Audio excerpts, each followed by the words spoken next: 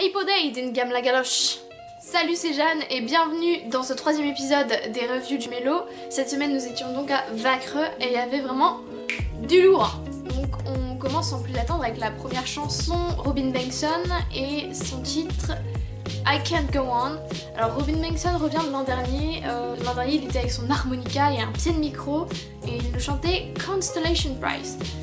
Alors bon, c'était le point justement que je n'aimais pas l'an dernier. Robin Bengtsson était planté derrière un petit micro et ça c'est pas forcément ultra distrayant. Mais alors cette année il a vachement bien compensé, il a rendu le tout très dynamique. Bon, à part son arrivée en direct du garage du Mélo, et une fois qu'il était sur scène il continue à marcher sur des tapis roulants. Mais je me moque, mais en fait j'ai beaucoup apprécié. Ça donnait vraiment un côté très dynamique à tout ça, en plus de la voix de Robin qui est toujours très bien. Les paroles étaient pas mal hein, pour ce qu'on attend au Mélo, franchement c'était vraiment bien. Et il y avait du rythme comme d'habitude et franchement il s'est vachement bien battu. Il a gommé toutes les aspérités de l'an dernier, donc c'était vraiment une super chanson. Donc en deuxième chanson nous avions Krista Siegfried qui chantait en suédois Snurra min jord.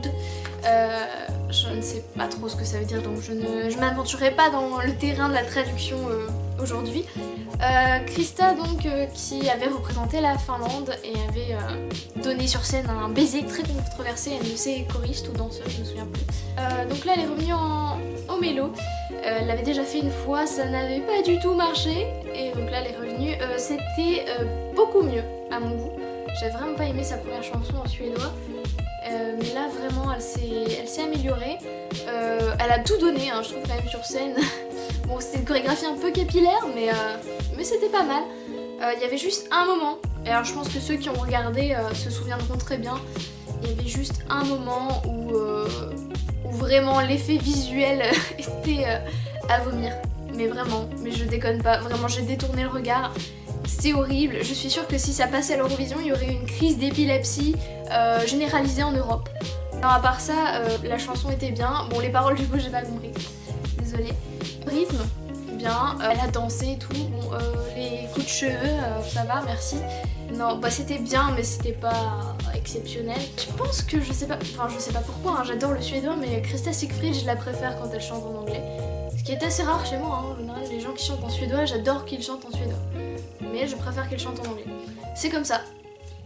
Alors du coup, en troisième position, nous avions le très jeune Anton Hagman avec Kiss You Goodbye. Alors Anton Hagman, c'est un youtubeur, donc il y avait une chaîne de cover. Très bien Anton Hagman. Bon, le retour du narcissisme, hein, avec fond un écran qui diffusait sa propre tête, comme Lisa Ajax la semaine dernière. Ça, je suis pas très fan, mais en même temps, j'avoue que je sais pas ce que j'aurais mis à sa place, donc voilà, je vais pas critiquer si j'ai pas de solution. Hein. Parce que oui, Anton Hagman était coincé derrière son pied de micro avec une guitare. Mais néanmoins, c'était assez dynamique. J'ai bien aimé la guitare. Bon, les paroles, j'ai pas fait trop gaffe. Je me souviens plus. Donc il y a eu ce phénomène magique qui s'est produit quand j'écoute de la musique, je ne parle plus anglais. Oh mais sinon très bien, bonne voix, mélodie sympathique, bon mise en scène, il faudrait quelque chose en plus de l'écran narcissique, mais c'était pas mal, En quatrième position, Jasmine Cara, ou alors peut-être Yasmine, je sais pas. Bref, avec Gravity. Jasmine Cara, je l'attendais pas du tout. Et quand on n'attend pas quelqu'un, bah souvent, on est agréablement surpris. Et j'étais agréablement surprise. J'ai bien aimé sa voix. La mise en scène était pas mal. Contrairement à Krista Siegfried, elle a très bien utilisé les effets visuels avec la caméra. Ils étaient très réussis. Bon, un tout petit peu trop de rouge. À un moment, j'ai cru qu'elle disparaissait dans le sol parce qu'elle s'était mise à genoux et qu'elle était habillée en rouge et que le sol était rouge. Donc j'ai cru qu'elle s'était enfoncée dans le sol et j'ai bugué un petit moment. Mais sinon, c'était très bien. Les paroles pas mal. La mélodie super. La production moderne. En cinquième position, nous avions le doyen de la compétition, la personne la plus âgée ever à avoir participé au Mélo, Ove Thörnqvist. J'ai un problème avec mon accent suédois aujourd'hui. Qui nous a chanté donc Boogeyman Blues, donc du rockabilly un peu. C'était très rétro. vraiment très rétro. Le pauvre monsieur, il a 87 ans je crois. AC Anderson a déclaré qu'il aurait pu être son père. Pauvre, il avait du mal à tenir debout, il arrivait au bras de ses choristes, il avait une chaise à côté de lui à laquelle il se tenait toute la performance finalement. Mais bon, bah quand même pas mal hein. Comme David Lindgren a dit, j'aurais adoré être aussi bien conservée à son âge, ce que je ne serais probablement pas vu mon hygiène de vie. Je sais pas trop, là la voix était pas mal, il y avait un côté très fun, on s'amusait bien. J'ai cette impression de pas avoir compris ce qui se passait. J'ai bien ressenti que le public appréciait, que les gens l'aimaient beaucoup, qu'ils avaient une grande tendresse pour lui, mais je me suis sentie un peu laissée à l'écart. Quelque chose que, enfin, pour comprendre ce qui se passait, il fallait y être, et je n'y étais pas. Donc en 6ème position, Bella et Philippa, avec Crucified. Alors là c'était assez simpliste au niveau de la mise en scène, on avait donc 2 jeunes filles, pleines de jeunesse du coup, qui se tenaient derrière un pied de micro, chacune avec une guitare à la main. Néanmoins, c'était assez agréable, leur voix était pas mal, elles se combinaient bien, bon, en même temps elles ont l'habitude de chanter ensemble depuis des années, on sentait la complicité entre les 2 jeunes filles, mais bon, je sais pas, ça m'a pas laissé un grand souvenir. Tout était assez simple finalement, c'était bien, mais c'était assez simple. Au niveau des paroles, j'ai seulement pu repérer le champ lexical du christianisme. C'était pas mal, hein, mais c'était pas mon truc. Voilà. On est donc arrivé à la 7ème position, une position qui jusque-là a bien porté chance à ceux qui l'ont eu. Et donc là, on était avec The Foe, ou alors The Foe and Ho, on sait pas trop. Les paroles vraiment très bien. La voix bien, il y en a un qui chante un petit peu mieux quand même, hein, un chouïa. Je crois que c'est Omar, si je me trompe pas. Bon, il y avait de la danse aussi, donc vraiment on n'avait pas le temps de s'ennuyer pendant la performance de Fao. Donc c'était favori de Scrandy Pap, mais moi j'ai un problème avec les boys bands. Je vous ai dit que j'avais un problème avec les chanteurs beaux gosses, mais alors imaginez 3 chanteurs beaux gosses ensemble, j'arrive pas à tenir.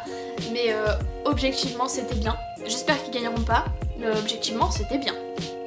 Vous avez donc 3 secondes, j'ai bien 3 secondes, pour quitter la vidéo et regarder le mélo si vous ne l'avez pas fait, parce que je parle des résultats. 3, 2, 1. Alors toujours le meilleur pour la fin, donc je commence par ceux qui nous ont quittés hier. Krista Siegfried. Je pense que le mélo c'est vraiment pas pour elle, parce que la dernière fois ça s'était pas bien passé pour elle, et là ça s'est pas bien passé non plus puisqu'elle a fait dernière. Bon, c'est une très bonne chanteuse hein, cela dit, mais ouais, je pense que ça passe pas pour elle le mélo. Je sais pas si c'est parce qu'elle est finlandaise ou je ne sais pas ce qui se passe, je ne comprends pas. Objectivement c'est sûr que c'était pas la meilleure chanson de la soirée, donc bon, ça a peut-être pas suffisamment plu. En 6ème position on avait Jasmine Cara avec Gravity. Moi j'avais beaucoup aimé. Bon, je l'aurais pas spécialement envoyé en finale non plus, mais j'avais bien aimé. Bon, 6ème, peut-être qu'elle aurait mérité un peu mieux, mais soit. Jamais entendu parler avant. On verra. À suivre. 5ème position, Bella et Philippa, qui débarquent aussi de YouTube, je crois. Il me semble qu'elles ont 50 000 followers ou un truc comme ça.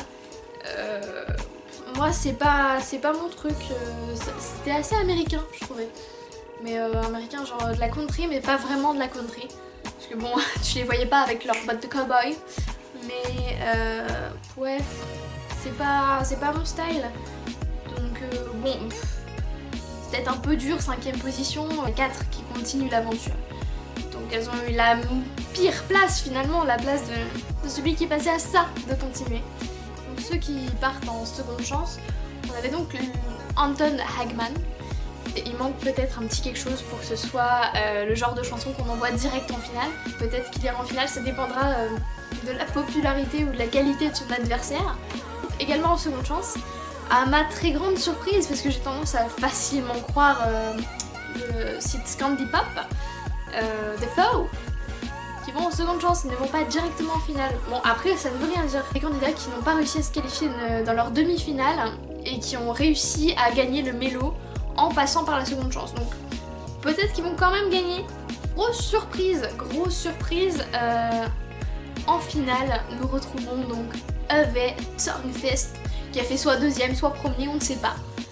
Mais voilà, je vous parlais d'un truc qui se passait dans la salle et que vous ne pouvez pas comprendre. Eh ben, je pense que définitivement, il s'est passé quelque chose que je n'ai pas compris. Je ne sais pas comment, pourquoi, si les gens ont une histoire particulière avec cet homme, je ne sais pas. Il a battu un boys band ultra populaire en Suède qui sont les favoris de la compétition a priori. Et finalement mon préféré de la soirée également qualifié, Robin Bengtsson, qui s'en est vraiment bien sorti. Il s'est beaucoup amélioré depuis l'an dernier, je trouve. Il a fait un effort sur la mise en scène et ça paye, la preuve. Je pense qu'il a ses chances pour la finale. Après, bon, faut voir ce qu'il y a en face. Il y a encore du lourd la semaine prochaine. Voilà, donc finalement on a été quand même vachement surpris au niveau des qualifiés à cause de Ove Thornfist. Mais Robin Bengtsson passe assez logiquement finalement. Peut-être les fans de The Foe sont finalement les plus surpris. Mais ils sont pas out, donc on peut encore espérer les voir gagner. Et voilà, c'était tout pour cette review.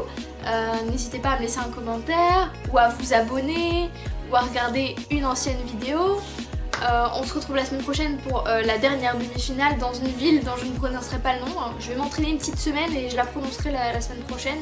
Parce que là je suis pas sûre. Enfin je suis d'ailleurs totalement sûre de mal le prononcer. On va faire comme ça du coup. Allez, hello!